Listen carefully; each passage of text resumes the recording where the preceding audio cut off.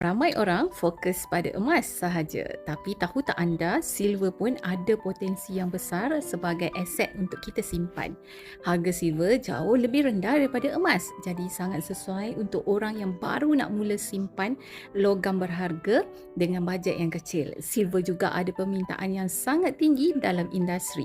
Contoh macam teknologi solar panel, bateri dan perubatan serta juga dalam pemotoran. Bila permintaan meningkat, harga berpotensi naik lagi tuan-puan. Ramai pelabur jadikan silver sebagai pelengkap simpanan emas sebab ia lebih mudah nak kumpul sikit-sikit.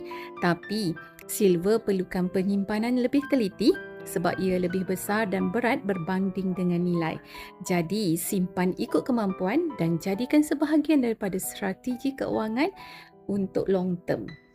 Nak simpan emas di public gold, nak simpan silver di public gold, anda boleh klik link di bio, cikgu bantu anda sebaik mungkin.